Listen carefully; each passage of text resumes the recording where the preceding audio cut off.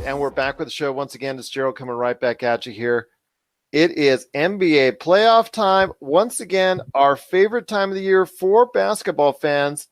And to break it down with me once again is our NBA man in the know. It is Anthony Barbarin. Anthony, it's just always great to have you back on the show. Thanks for having me. As long as we're not talking Lakers. We already got that out of the way.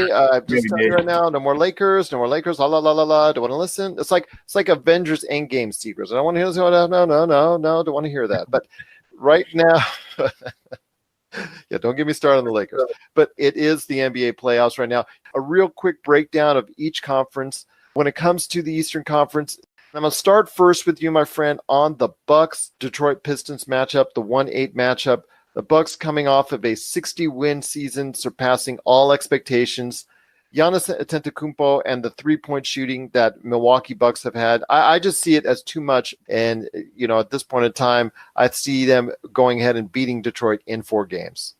I kind of agree with you. I think Detroit might be able to get a game if Blake's healthy. And I think in the playoffs, a duel between him and Giannis game in and game out, I think would have been really good. But if he's not healthy, I just think Milwaukee's too much. And even if he is, I've always questioned the construction of the Detroit Pistons roster. So I think Milwaukee is going to be too much for them. And 5 games at the most. And I think Milwaukee's got it. The next matchup we'll talk about is the 4-5 matchup with the Boston Celtics versus the Indiana Pacers. Boston, I believe, like many out there, they have underachieved this year, and I think there was so much more expectations out of them being something similar with the talent that they have on the roster, probably even being in the number 1 spot and facing off against whoever in the Western Conference in the finals. But unfortunately, that wasn't the case. It was kind of, like I said, a disappointing season, but they're in the playoffs now. They can go ahead and have that deep roster that they can still utilize. It's against a team in Indiana that was so strong coming out of the gate, but unfortunately, due to the season-ending injury to Victor Oladipo, it looks like to me, I'm going to say the Celtics in no more than – I don't think it's going to go 7. I think it's also going to go another 5 games. I kind of agree with you, but I think Indiana's tough enough to push it to 6. So I think Indiana's grit will give them at least 1 game, maybe 2, but I think Boston is just too talented. There's too much talent up and down that roster. Brad Stevens, in my opinion, is too good of a coach for them to lose. So I think they'll get out of the first round. I do think, though, that that's probably the most intriguing first-round matchup in the Eastern Conference. I think the next matchup to me is the most intriguing, and that is the Brooklyn Nets versus the Philadelphia 76ers, especially if Joel Embiid is hurt and either doesn't return or doesn't return at 100% right away. I think that makes it much more competitive, especially because Coach Kenny Atkinson really drives his team hard, and they really, really work hard for him. I see this as going another 6-game series. I don't see it going 7. If Embiid's hurt, it may go 7, but I'm going to see right now Philly winning on the road in 6 games. It'll probably be, in my opinion, the toughest fight between the 76ers and the Brooklyn Nets. If Embiid is not healthy, that changes everything. If he's there and he's good enough, healthy enough to play his regular minutes, I just think there'll be too much. To me, I think Philadelphia has the best roster in the Eastern Conference. I like Brooklyn, and I like what they've done, and I like, the story that they are, but I don't think they're close to the level that Philadelphia is with their players and who they have on that team. Which leads us to the last series, which is the Orlando Magic facing off against the Toronto Raptors. Kawhi's had a lot of rest, my friend. So I don't see there being a problem with him going into the playoffs now. He's gotten a pretty cake schedule. He should be sharp along with the rest of his teammates. I see this as 5 games maybe at best, possibly even a 4-game sweep by the Toronto Raptors. I agree. Kawhi's the new guy, so is Danny Green. But I also think, and it's crazy how, as NBA, we talk about this guy even when he's not there. The LeBron factor of he's out of the way, he's gone, lights up for Toronto because you feel like the path has been cleared. And so I think there's going, just like with Philadelphia, a sense of urgency to knock some of these guys out without middling around, without playing, without having any real mental lapse for games. So I think it's a nice story, again, for Orlando to make it, but I think they're out in 4 games. Which brings us down to who is going to go ahead in the semifinals for the Eastern Conference. And you have the Toronto Raptors against the 76ers, and then you have the Boston Celtics versus Milwaukee. Your choices on both those matchups.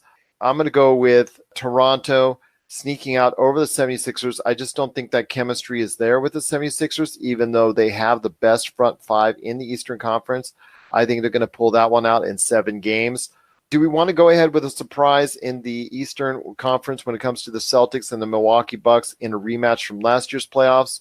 I'm not willing to pull the gun on that because I also think there are also some chemistry issues there. I think it's also going to be a 7-game series with Milwaukee coming out on top and leading into an Eastern Conference matchup.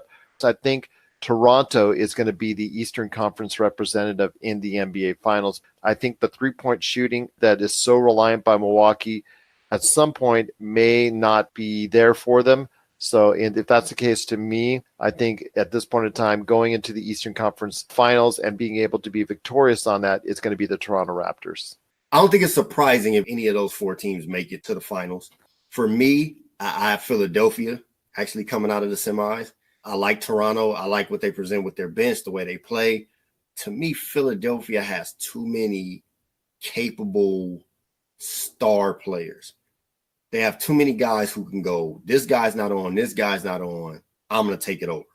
Milwaukee and Boston series, I'm going to go with Milwaukee just because of the Marcus Smart problem and the chemistry issues. I think Milwaukee will be able to pull it out, and I think they'll meet Philadelphia in the conference finals. And I got Philadelphia pulling it out again. I just think they have too much. I think their chemistry issues can be solved through this run.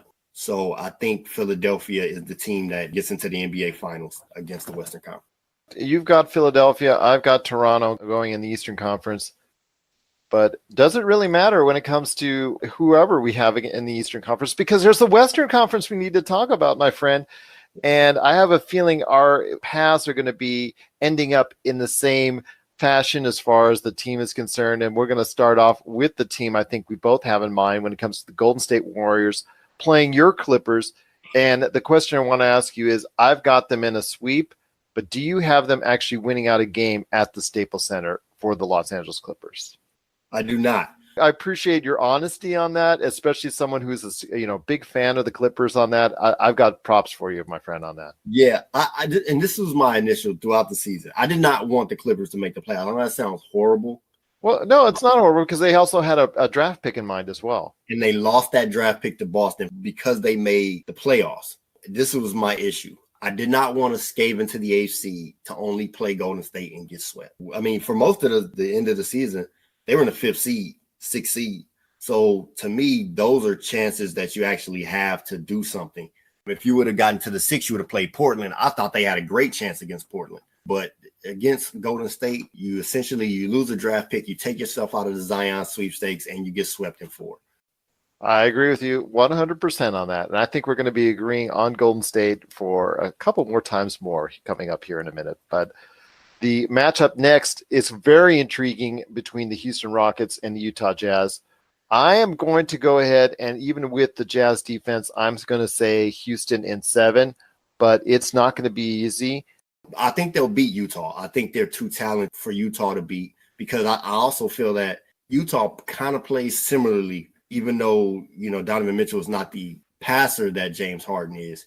He's their central offensive focus. They put the ball in his hands. That's how they kind of operate offensively. But the Rockets with their shooters, with their ability to say, here, Chris Paul, now we're going to give you the ball and let you do something and let you facilitate and let you run the offense. And James Harden can still play off of that. I just think they're going to be too much for Utah. I got Houston in 6. But going forward, I think that the Rockets are going to have to not forcibly adjust what they're doing, but be open to the possibility of in-game changing their offensive philosophy. The next matchup we've got is Portland versus Oklahoma City. I see a little bit of an upset here because Yusuf Nurkic has unfortunately gone after a gruesome leg injury. I think at this point in time, that's going to be the difference because Enes Kanter is so good on the offensive and rebounding, but is not going to be able to play the defense like I think you need to in the playoffs and be able to step it up on that side of the ball. I see that as the key. Plus, the wings and the forwards for Portland don't inspire much confidence in me as well. I do see a great matchup between the backcourts of Paul George and Russell Westbrook versus CJ McCollum and also as well Damian Lillard. But I think at this point in time, I'm going to have to give the edge to Oklahoma City. I really think you're going to see Oklahoma City battle out and actually overcome the Portland Trailblazers in 6 games. I have Oklahoma City in 6 as well. I think this is why you bring in a Paul George. This is why you keep a Paul George. He's a star player. Russell Westbrook is a star player. It'll be too much for Portland. I think Oklahoma City in 6. I agree with you 100%. I just think, he will increase his efficiency, and he has to in order for Oklahoma City to even get out of the first round. The last matchup is going to be very intriguing. It's the Denver Nuggets, who had an outstanding season, at times were the top team in the Western Conference, but still finished number 2. Got a very strong roster, very quality depth up and down the roster, matching up against Greg Popovich, the mastermind himself, and the San Antonio Spurs. This one's kind of tough to as far as gauge because you have a team that's not as experienced in the playoff run going up against a guy who's already won championships as a coach and has a team that has a lot of experience backing him up. I don't think there's enough good players on the San Antonio roster to get them over the hump, no matter how good the coaching is. I think at this point in time, it's going to go 7, and I'm going to give it to Denver, but I want to hear your thoughts, my friend. What do you think is going to happen between Denver and San Antonio? I'm with you, man, because you can never count out a Greg Popovich team. He's probably the best, if not the second best coach we've ever seen, and he can get things out of players that you didn't think they had. I'm going to just flip a coin, and I'm going to go with San Antonio because of Greg Popovich. I'm going to give the San Antonio Spurs the upper hand in that series. So that leads us into our picks up into the Western Conference Finals. It starts off with Golden State and Houston. I think that's going to be a barn burner of a series, but I think ultimately Golden State is going to have enough for the series to take it. I think I'm going to say in 6 games, whereas in the next round you have Oklahoma City picked by both of us, going up against either the Spurs or the Nuggets. I picked the Nuggets. You picked the Spurs. I'm going to go ahead and say, for me, the Nuggets versus the Oklahoma City Thunder. I'm going to probably have to say Oklahoma City. I'm going to give them a surprise and give them a chance to go ahead, at least be able to be efficient enough to go ahead, at least get by the Denver Nuggets. I see that one going in 6 games as well, leading into a matchup versus Oklahoma City versus Golden State. I don't think Oklahoma City will be able to match up. I think their luck stops there, and I see Golden State heading into the finals in 5 games. Yeah, I mean, we're pretty much spot on. I think Houston and Golden State, I have Golden State in 6. I got Oklahoma City in a 7-game series with San Antonio, and I think Oklahoma City pulls it out. Golden State, to me, beats Oklahoma City in 5 or 6. If it wins 6, I wouldn't be surprised. There's no way it's going 7. So I think Golden State, the team we'll see going up against Philadelphia. My pick of Philadelphia in the NBA championship. And mine is Toronto, but it doesn't matter, I don't think, either which way. I think it could be any team against Golden State. I still think there's one good year left for Golden State to go all the way.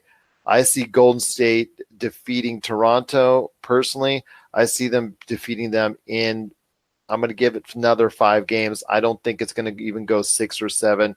I think Toronto's just going to be happy to be there. The city of Toronto is going to be excited and amped up. This is their first chance to be in a finals. And I think that euphoria is going to wear off the first time Steph Curry hits some threes on them. I think Golden State's going to take it very seriously and be able to overcome them in 5 games.